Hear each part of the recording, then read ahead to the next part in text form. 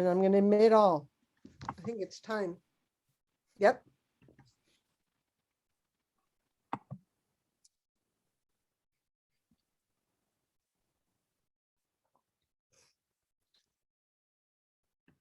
Welcome. We've got a nice crowd here and a good looking crowd. So yeah, I thought we were going to be more crowded this morning, but it looks like we've got some excellent attendance. Hello, everyone. And welcome to our second or our afternoon session, which is for our Phase 3 grant application for the New Jersey Arts and Culture Recovery Fund. I want to share a little insight, a little background about who we are and our mission, and then we will get into the specifics of the application.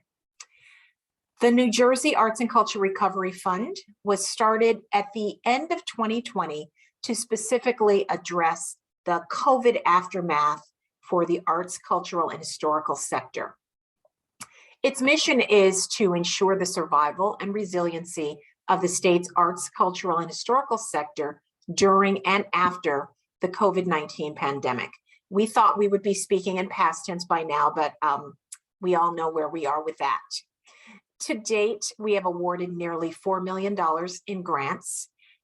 There were 2 rounds of grants in 2021, and in total, we have reached 169 nonprofit organizations across all 21 counties of the state. A reminder that this session will be recorded. And now some introductions. The fund is led by a very dedicated and passionate steering committee whose co-chairs are Jeremy Grennan from the Grennan Foundation and Sharnita Johnson from the Victoria Foundation. I joined the fund in November as its executive director, and we have an extremely passionate group of people that serve on our grants committee, which is a subcommittee of the steering committee. 2 of them are here supporting me today. We have Heather Barberi from the Grennan Foundation and Wendy Liskow, who is really going to be helpful in helping to answer my questions. She is a grants and nonprofit expert consultant. And you have Sarah Curitan. Oh, I'm sorry, Sarah. You were blocked by words and my screen. So thank you, Sarah, for being here. Sarah is from the New Jersey Historical Commission, and she also is part of our steering committee. Did I miss anyone? I should ask that because I can't see all the faces. Okay, great. So the format of our session today, to please mute, use the chat to ask questions. We're going to be keeping an eye on our chat. We're going to go through a brief overview of some big picture things, and then during the Q&A, which will be at the end, a reminder to unmute when we get to your question. Let's talk about eligibility first, because this phase of grant making is going to be different than those before.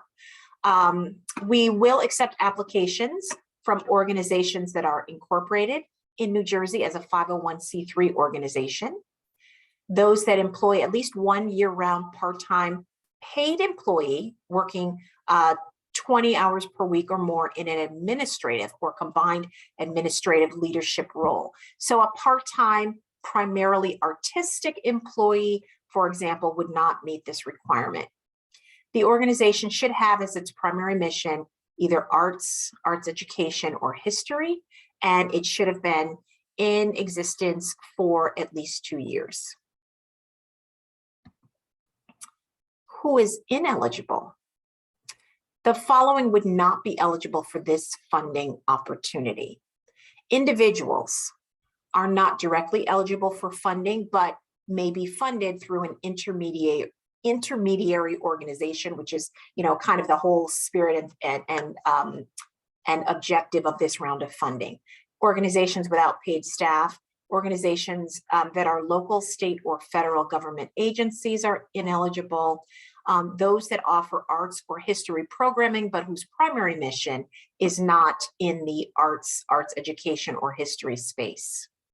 A standalone or a one-time festival, conference, or other event would not be qualified. Religious organizations, groups that are legally, financially, or operationally part of a larger institution, such as college or university, and colleges, universities, or pre-K to 12 institutions are also ineligible. Key dates, I just want to amplify here. The application opened on the 13th of January. Wow, there's 3 2s on that year. It was not the year 20,222. The application is due February 18th, 2022, and we will be providing notice of grant awards the week of March 28th. Intermediary, this is a really important question to address. These grants will be provided to nonprofit organizations that will act as intermediaries to re-grant funds to support artists, teaching artists, and history professionals negatively impacted by COVID and its aftermath. An intermediary is an eligible organization with either a history of grant making to artists, teaching artists, and history professionals, or an organization that can demonstrate that they can create a process and implement a process for regranting.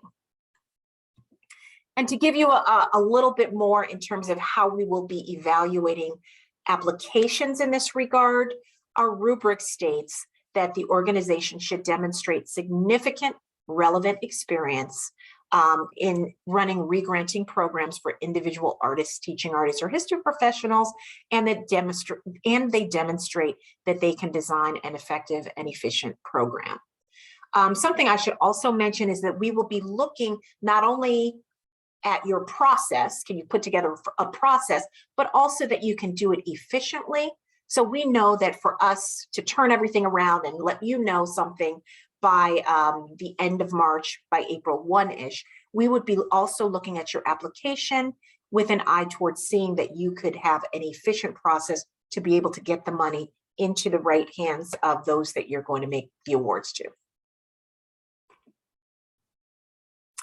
Okay, before I get into the actual grant application overview, are there any questions at this point about anything that I have said or in terms of eligibility?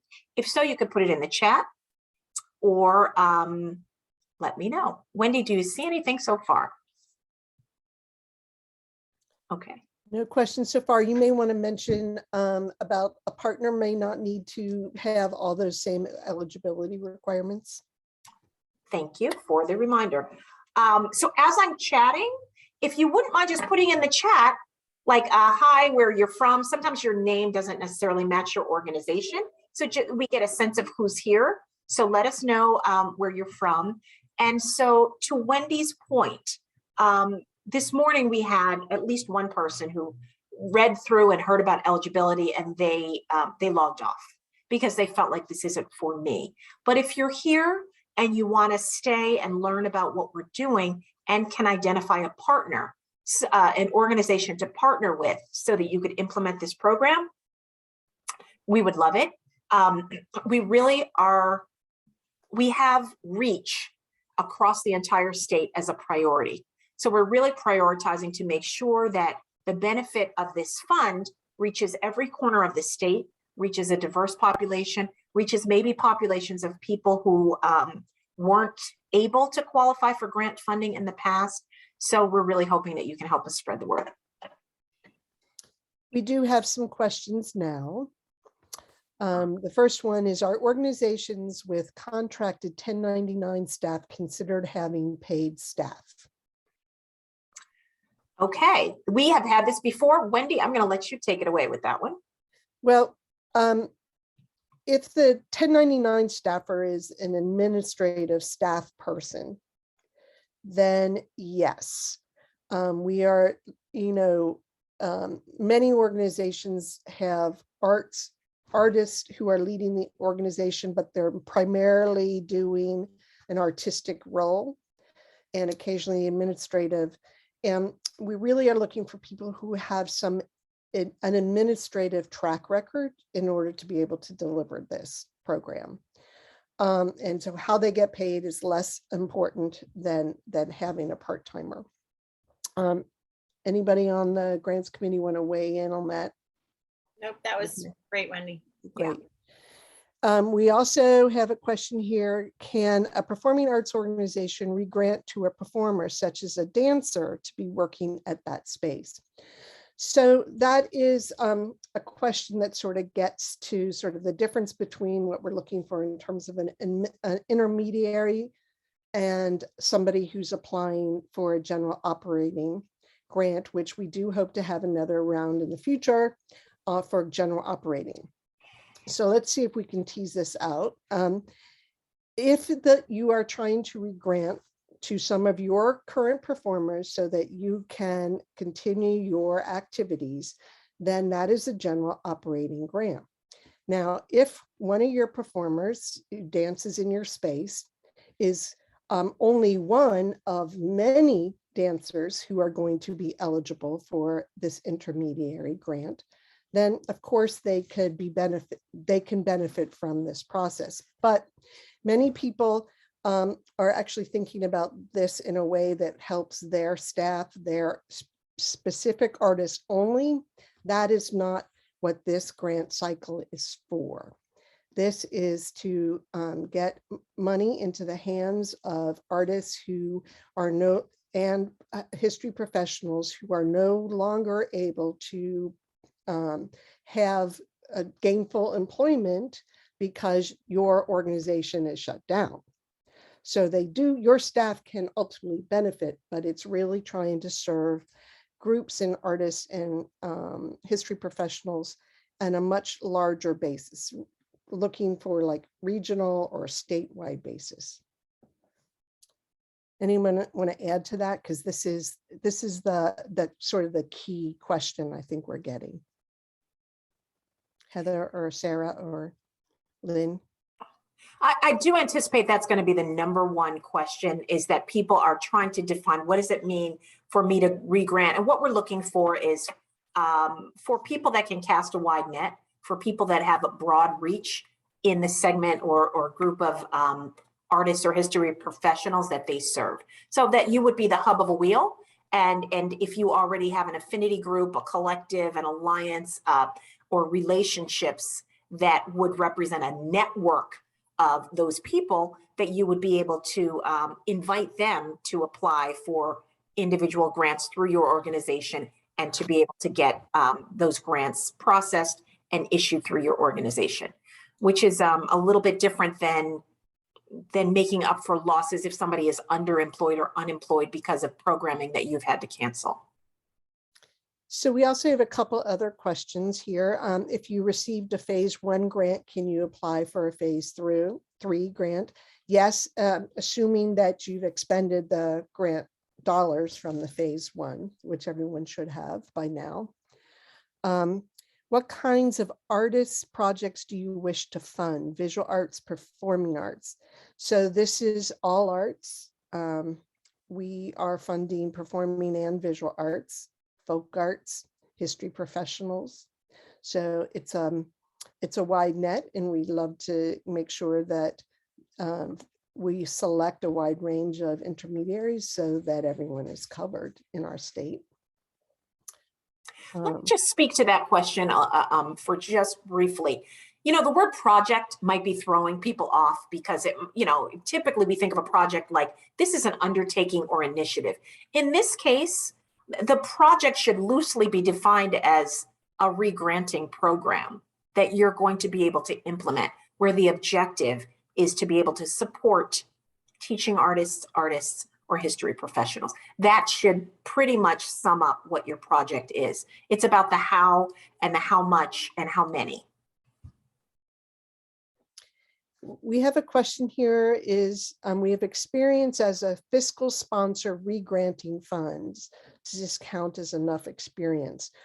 The sponsorship was specific to one project with multiple artists. Sure, I think you should go ahead and apply.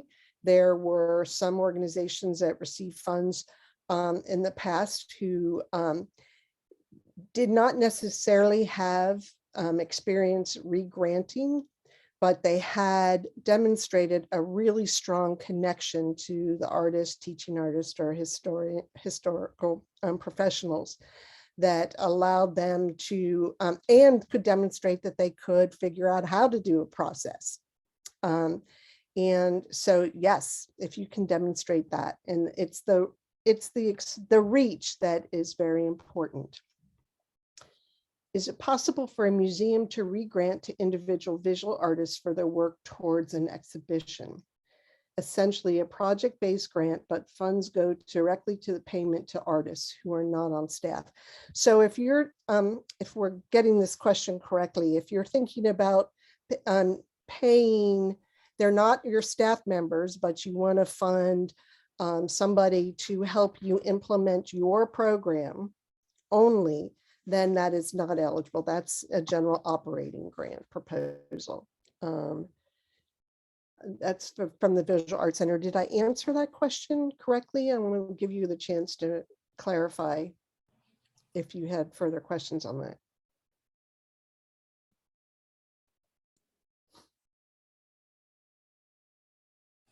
Okay, so another question was, so this is not for current program staff for current or planned program. It's for artists that are not currently engaged with your organization. Yes, and because they may be partially working with your organization, some, but not able to work to the degree that they used to. But they would be, once again, just one of many artists that you would fund and re-grant to. You know, one day I might just chime in to just remind that the relationship to COVID impact is another factor here. So the goal of the program is not to enable an organization to fund artists or historians to work on projects at their institution. The goal is to support artists and history professionals who have been adversely impacted by COVID. So that's the distinction. So the artist could be an artist that's working on a project for your institution. That's irrelevant. What would be relevant would be that the artist has been negatively impacted by COVID and therefore would qualify for a re-grant from this program. Does that help a little bit? Thank you. That's really important. And we've also understand that some artists and culture workers have been impacted by Tropical Storm Ida. And so that is also falling under that category. Well, the questions are coming in. So be clear, if you do get a grant or apply for this grant as an intermediary, you are still going to be eligible for a general operating support when that next round happens. So don't feel like this cuts you out of supporting those projects. That's really an important question. The re-granting period. So we're looking to see, and Lynn will get to this sort of when she shows you the application and the rubric, but we are looking for timely distribution of funds. We know that artists are in need now. And so you'll note in the application that we're looking for funds to be distributed by you all within 90 days. That's an ideal process. Yeah. But we also understand that it might take longer. So that is the timeline of the grant. And you'll be notified, as Lynn said, by April 1st. So 3 months from there.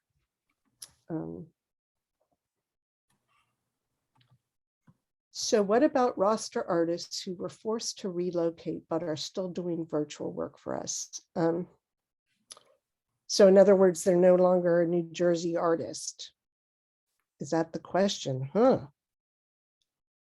Is this stump the panel?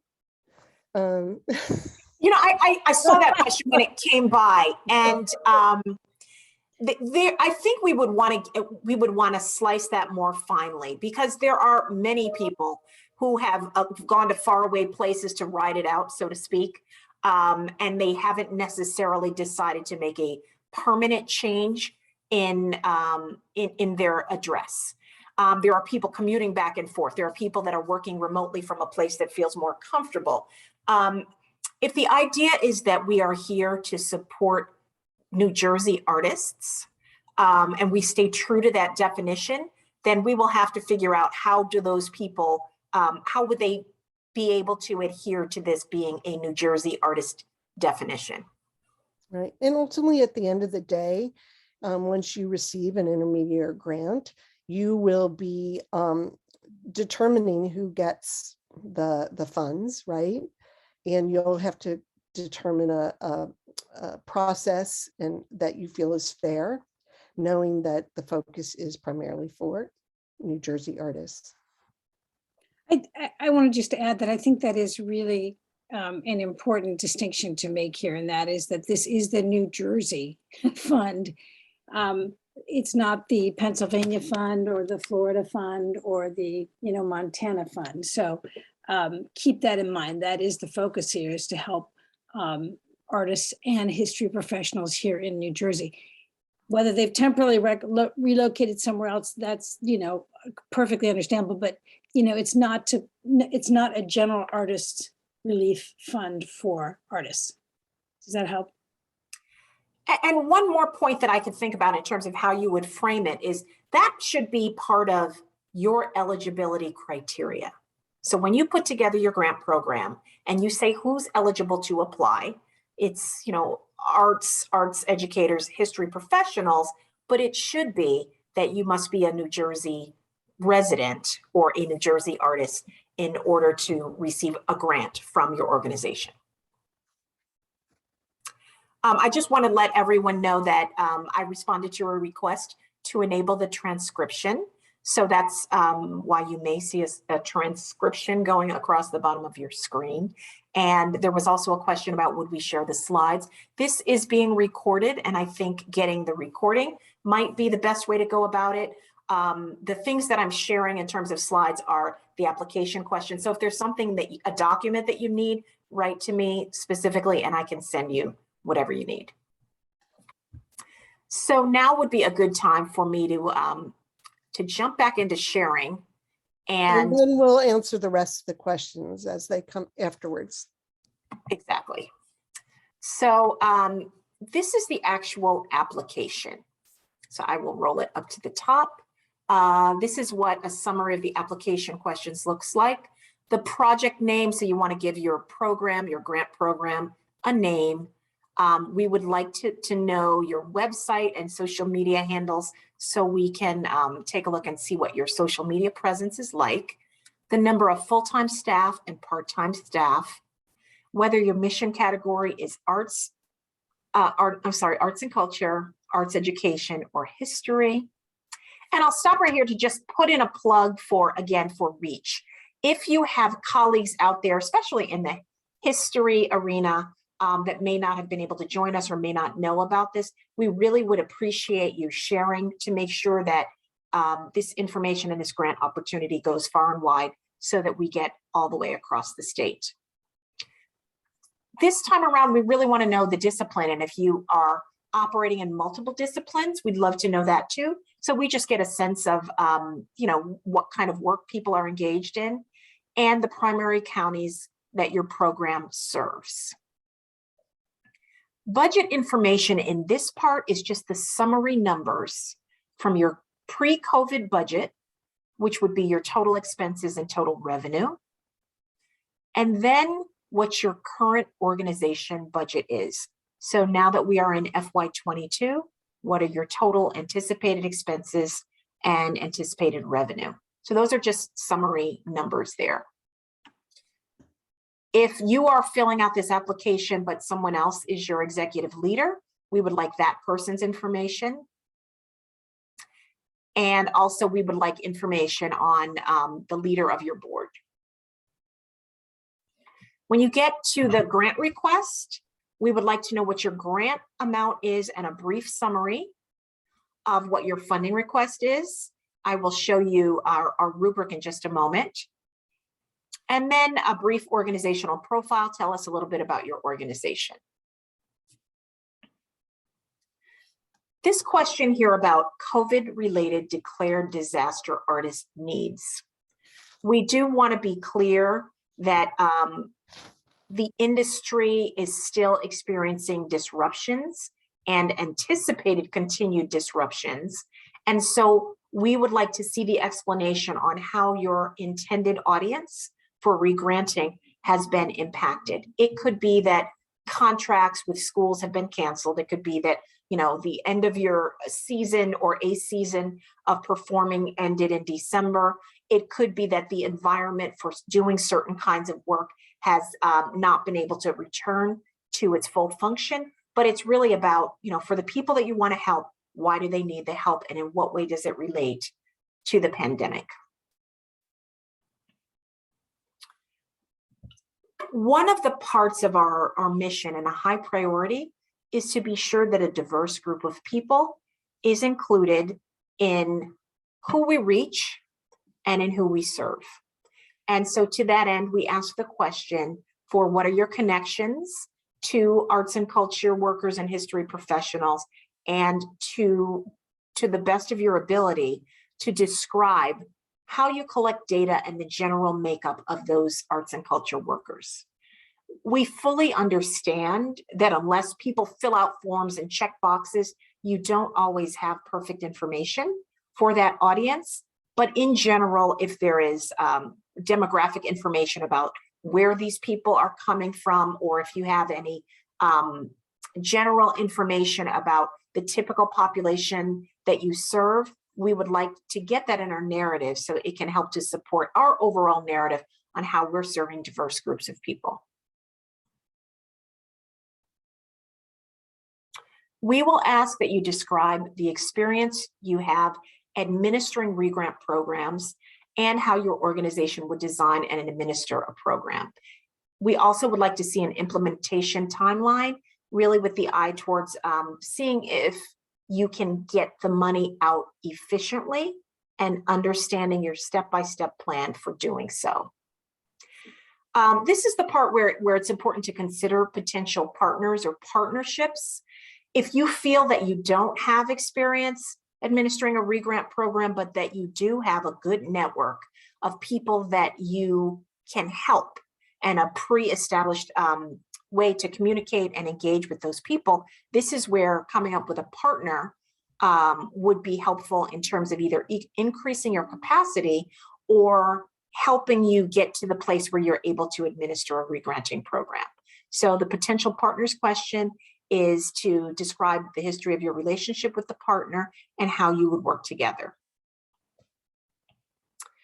Again, diversity, racial equity, social justice, all of those are themes that we're looking for in terms of how we administer the fund.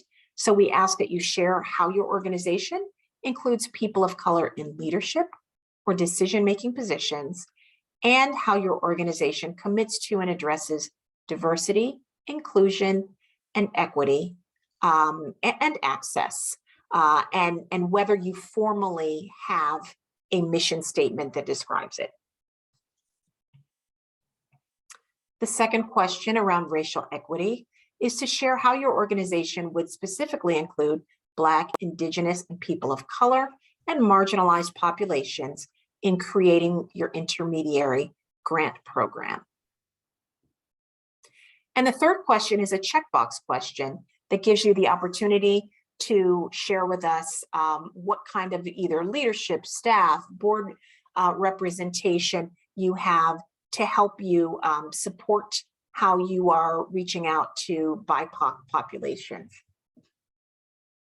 And there is an opportunity to check other, meaning that if we haven't described something that fits in terms of a checkbox, you now have a chance to give us more of an explanation on the many other ways that you might be integrating diversity initiatives and reaching BIPOC populations in what you do. The attachments section gives you an opportunity to upload your diversity, equity, inclusion, and access policy, if you have one. And in this section, we ask that you upload your full organization budget for this fiscal year and prepare a project budget form. And to get you on the right track, we have included a sample budget that you can download for your reference. And we also have included a template for you that you can download and then repurpose for your needs. And it's an Excel spreadsheet that has some of the formulas preloaded. The final housekeeping things that we do ask for are an IRS determination letter and either your most recent 990, the short form 990, or your most recent audit.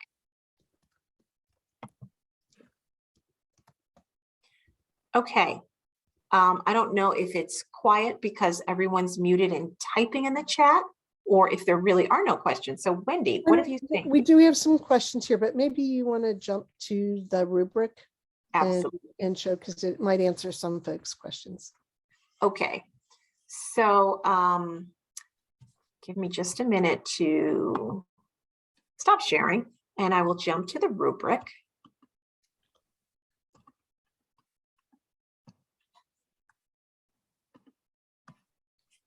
Okay.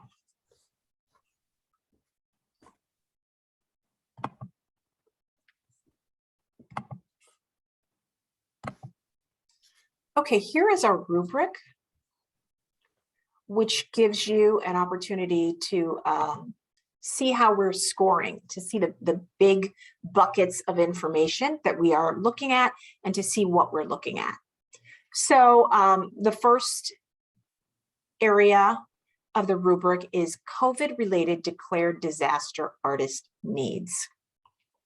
We're looking for you to demonstrate that arts and culture workers and history professionals have COVID-related sector disruptions. And I think as we were very thoughtfully putting this together, that word sector disruptions is a big category of what we want to support. And the disruptions just keep coming, don't they? So, so you probably will have no shortage of information, but you want to demonstrate how this particular group of people has had loss of income or have had their work disrupted by COVID in particular.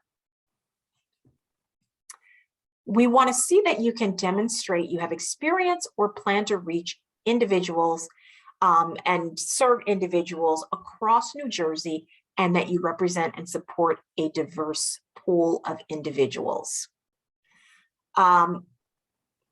It's not easy to reach an entirely new population of people if you've just been working in your own little nucleus of folks, but we are looking for true reach in terms of having you help us get to as many people as possible. So we're looking for applications that demonstrate a broad reach and a diverse reach across the state. And then also, we are looking to see that you are going to serve vulnerable and diverse artists or teaching artists or history professionals, and with that diversity related to either race, ethnicity, gender, sexual orientation, age, ability, and other relevant characteristics. We are specifically seeking those who can help us reach underserved populations and underserved disciplines and geographies across New Jersey. What we are hearing is sometimes there's small organizations that are limping along, or some that are not as well connected in terms of being able to run their programs. And so we're really looking for collaboration or wide reach in terms of where these funds go. For re-granting experience and program administration, I don't want to scare those of you away who have never run a grant program before, because I do think that some people have excellent networks and would make great re-granting organizations if that is a big barrier. But we do want to emphasize that you would be able to put together a plan and demonstrate an equitable, efficient process in terms of how you would administer a program.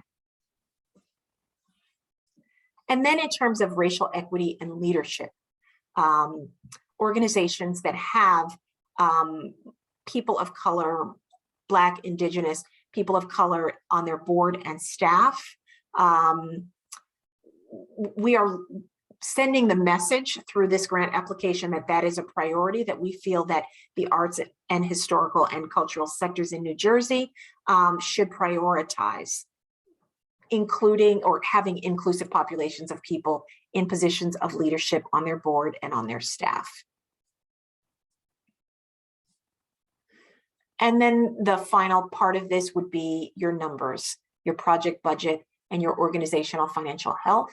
We will be taking a look at your budget to be sure that it's reasonable and makes sense and is within scale and scope of the request, and that it is an indicator of your overall capacity and ability to implement the project as you've described it. Any questions or anything I missed on the rubric? Yeah. So just to be clear too, you can apply for up to $50,000 plus 15% of whatever you apply for. So if you do apply for the full $50,000 to regrant to artists, culture workers, then you can apply also on top of that for another 15% for your expenses. And that's what the project budget will help you to outline for us. And you could also identify it if it costs more, just you would also put that in the budget. So if you apply for $40,000, then it's 15% of that. Just wanted to be clear on that. And that the project template is required. And let me dig into these questions that we got quite a few. So how are you measuring the impact of COVID? I think perhaps I got answered through the rubric, but we are looking for you to demonstrate that you have knowledge and you've been in conversations with artists about how it's been impacting, if it's teaching artists or history workers. We are not dictating what that impact will look like because you'll be on the ground and you will know.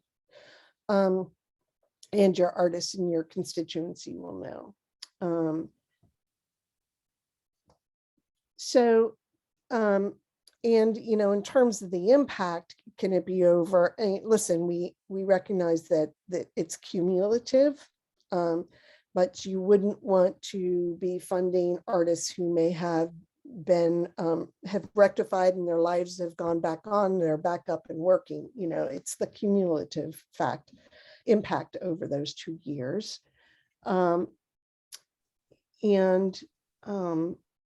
90 days to distribute the funds, what will the reporting look like? This is an important question.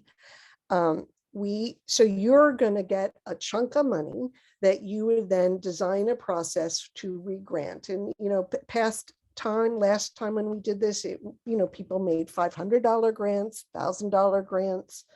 I think the largest was $5,000 grants, and they gave those grants to the artists and had some kind of reporting. Now, we're not going to be requiring what that reporting looks like. However, you will need to write a final report to us on how you used the funds. And, let's be very transparent. We are needing to just demonstrate to our funders that have been supporting this initiative that it has an impact. So any information, anecdotal numbers that you've been able to impact will be very important to us. But we're not asking for onerous reporting on the part of the recipients, but you would probably want to figure out how you want to do it. Many people have just done a quick survey. We're not, for example, we're not expecting you to have these artists or cultural workers send you an accounting of how they spent the money with receipts. That's not what this is about. This is about getting money into the hands of people who need it. Anybody else want to add to that, Sarah or Lynn? Yeah, I'll just share from our side of the table that we are the steering committee for the fund is driving on a 2-lane highway. It's an 8-lane highway, but we are raising money in one of those lanes.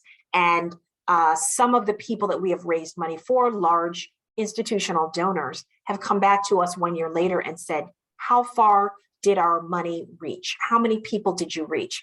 And because we haven't put in place an overly onerous reporting requirement from our grantees, we are only able to speak in generalities. So anything that you can help us do to bring to life the impact that that these grants are able to make will be extremely helpful for us to advocate to be able to keep this fund going for the sustainable good of everyone. And so for that, I would love to know if you are able to tell us how many people you've reached, or if you have stories from people who feel like, gee, I wasn't going to be able to buy supplies for my project, or I wasn't able to afford health insurance. There's a lot of really serious individual stories, and sometimes a $1,000 grant can keep the lights on for somebody. And Sarah, I was hoping you could maybe jump in. We're getting a follow-up sort of question around the cumulative impact. Some history workers may still be employed, but their private history consulting or tourism work may have been impacted. Well, I think the spirit of this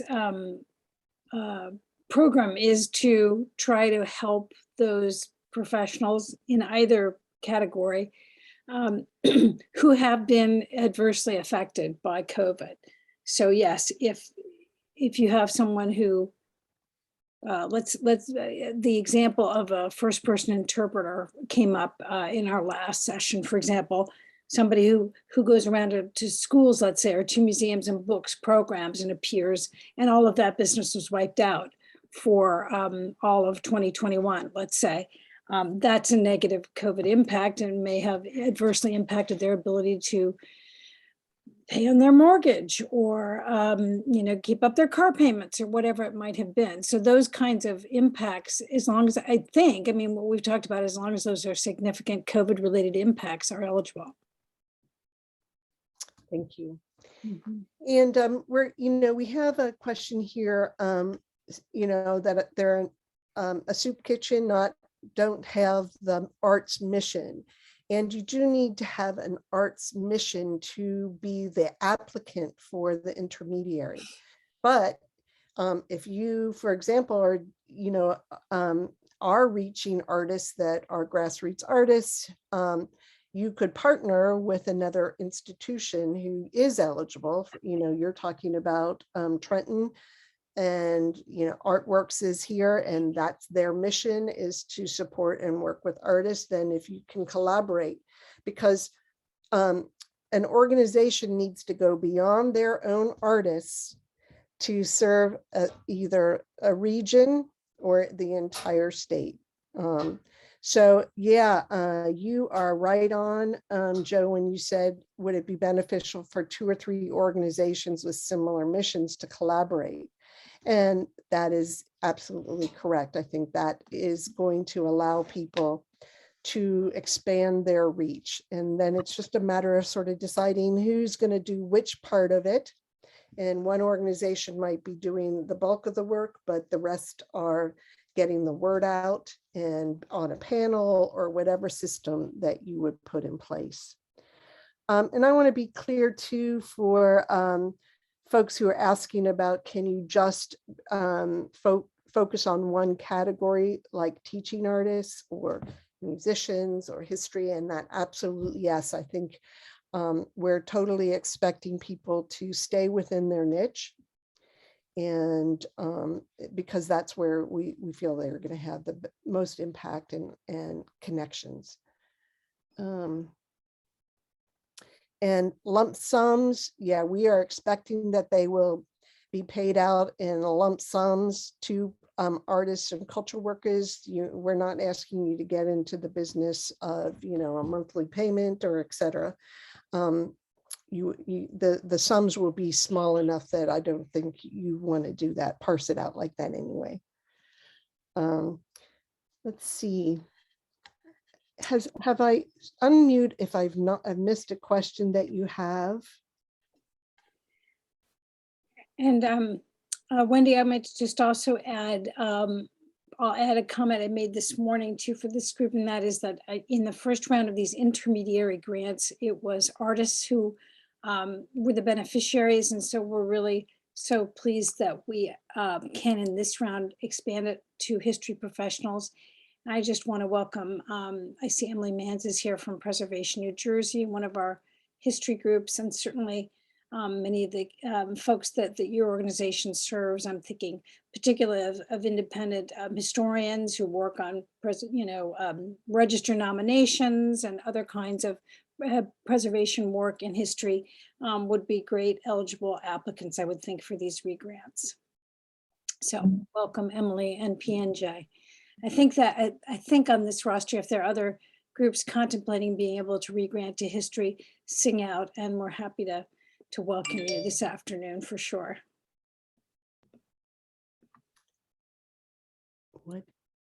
What institutional benefit can the regranting institution describe in the application that would be useful and legitimate for your funding?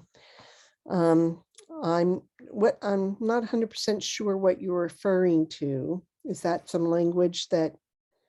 Well, if I'm understanding this, and you can help confirm, is that it's really about the recipient benefit as opposed to a benefit to your institution, to the extent that the sector is helped by these funds, and you are a conduit for that. That's really what we're looking for in terms of this, as opposed to a benefit to your institution. So you can expand a little more if we didn't really hit your question. Yeah, I think that that's true. I think this proposal is not for everybody. You would probably immediately see the institutional benefit if your priority and mission is about serving artists or serving and working heavily with culture workers or teaching artists, and that's the strength and health of that sector is critical to your work. It will feel like a natural fit. So Tom asked a question, but I see he was called away. Yes. And Tom, I want to answer your question about thanks, an Wendy. artist who was granted money from an earlier regrant program funded by the grant before receiving an additional grant.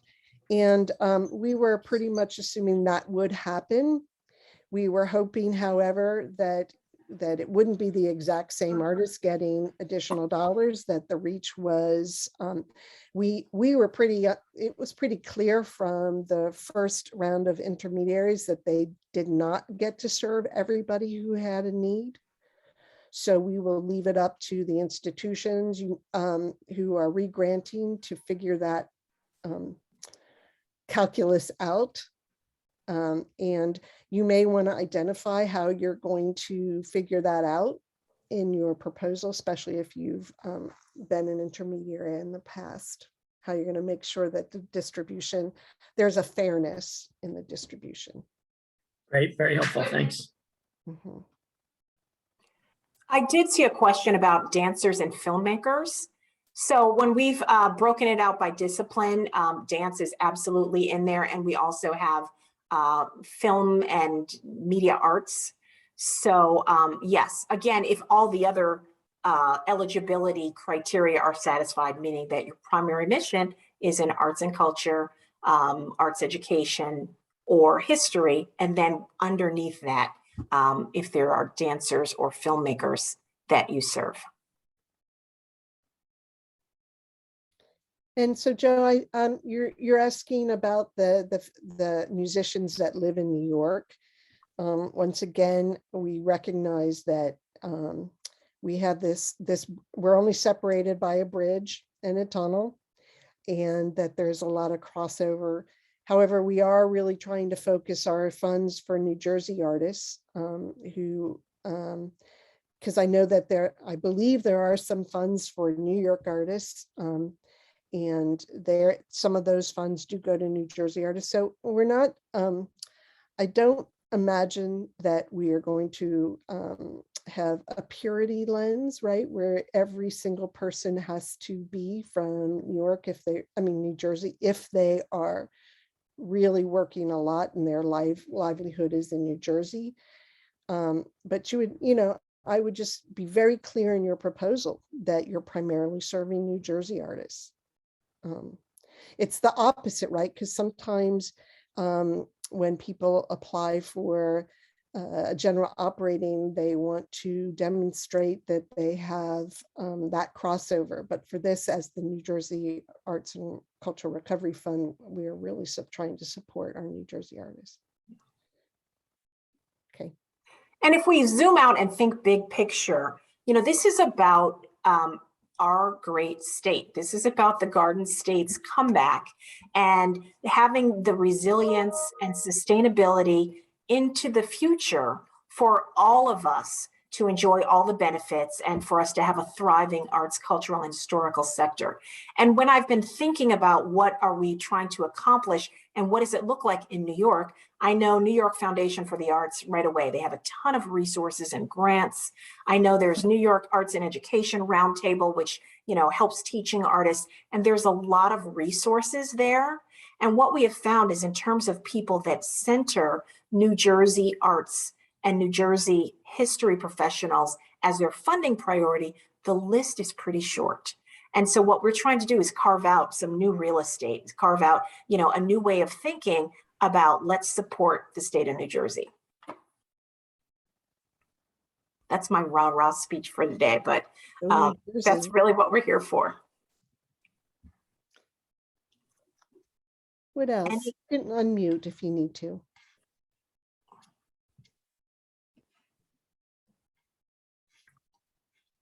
Thank you for your cheers for New Jersey artists, Joe. Well, if there are no other questions right now, I want to say again that I am here to help you. I will put up a slide with my email address on it. All of us are here as supportive resources for you. I will be sending out by the end of the week another email announcing when I will have at least one session of office hours if you just are stuck on a part of your application, and that will be somewhere around the week of February 1st. I think it's the week of January 28th or something like that. And we certainly encourage you to apply, but also if you can help us to put the word out, spread the word about this grant opportunity, so we're sure that we get it into the hands of as many people as possible. Yeah, Lynn, I would really underscore that, how important if you're listening to this and you're thinking, oh, if the goal is to reach as many culture workers as possible, who, I hope you hang up and call somebody, or email a couple people and say, we should apply for this together.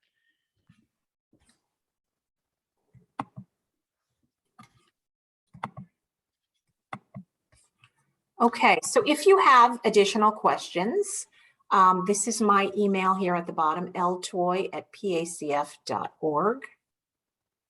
And also on the website for Princeton Area Community Foundation, which is the host of the fund, we have a New Jersey Arts and Culture page. And we do encourage you to follow us on social media, on Facebook and LinkedIn, and we will post updates and important information there as well. So we do have two little last questions here. One was, yes, there is a form on the website that you can download the questions so that you can answer them and then later on go plug them in. And Tom, so great question about what's the Princeton Area Community Foundation's role in the foundation. So they host the fund for us. These are a whole bunch of individual funders who are supporting this initiative, but they host the fund. And maybe Lynn, why don't you explain that a little bit more? Absolutely. So because we're not a 501c3 organization, our structure sometimes feels like it, but we're run by a steering committee and not a formal board.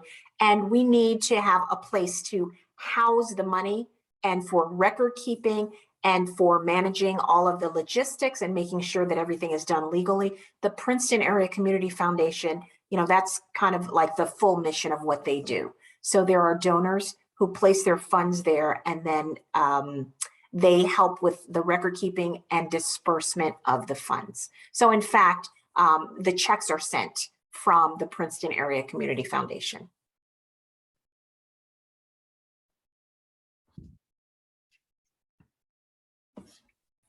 Well, it's nice to virtually meet so many of you, and hello to those of you whom I already know. I do look forward to getting to know many of you through the course of this great work. It's been a real joy and pleasure to hear all of the exciting, great things that are still happening despite the challenges that we're facing. And we just want to offer you some encouragement, not only to apply for this fund, but to keep going. We are optimistic that the arts and history sector of our economy are coming back bigger and better. And we're just looking forward to some better, easier days. Here, here.